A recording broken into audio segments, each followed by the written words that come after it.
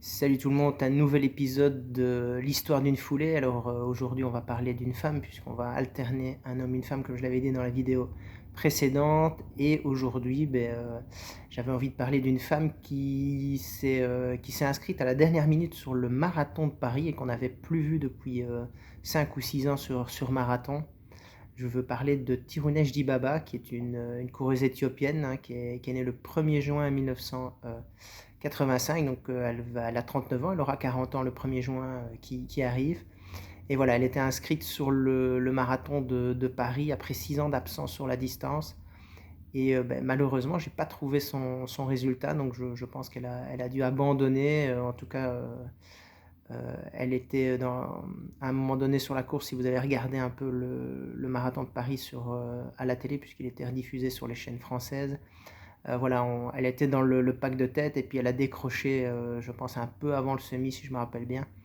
Et puis on n'a plus entendu parler d'elle, puisque bon, forcément les caméras se sont focalisées sur le groupe de tête. Et voilà, j'ai pas retrouvé son résultat, donc je pense qu'elle a malheureusement dû abandonner à un moment donné dans la course, voyant qu'elle était plus à mon avis dans l'allure, ce que font généralement les pros quand ils voient qu'ils sont plus pas dans un bon jour ou pas dans l'allure pour battre leur record ou pour être dans la gagne. Mais généralement ils abandonnent, ils s'arrêtent pour pouvoir réenchaîner un marathon assez vite, vu qu'ils n'ont pas fait totalement la distance, ils n'ont pas besoin de récupérer autant que ce qui devrait. Donc voilà, donc mais sinon, voilà, Tirunesh Dibaba, c'est quand même une très très grande athlète, une très très belle foulée avec un cycle arrière très prononcé.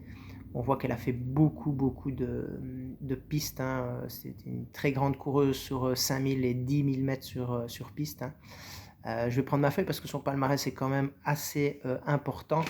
Donc, elle a quand même plusieurs fois été championne du monde sur 5000 mètres. C'était à Paris en 2003, donc ça remonte.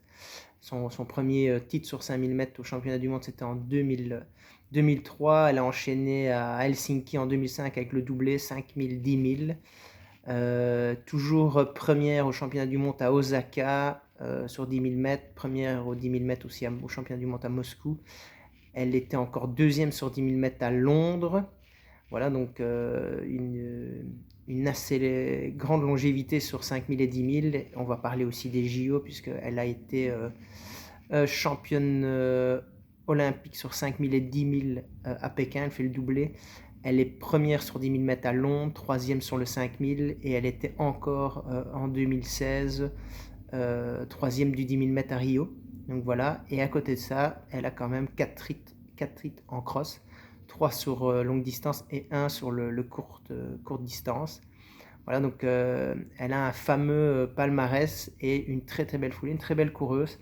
Donc je vous invite à voir, vous trouverez sur YouTube pas mal de vidéos, soit sur sa technique de course, soit les résumés des courses auxquelles elle a participé dans les derniers Jeux Olympiques ou Championnats du Monde. Et donc voilà, c'était l'histoire d'une foulée avec Tirunesh Dibaba, que j'espère personnellement revoir sur marathon, parce que ça serait dommage qu'elle s'arrête sur son échec, à mon avis, échec à Paris. Ça serait dommage qu'on ne la revoie plus.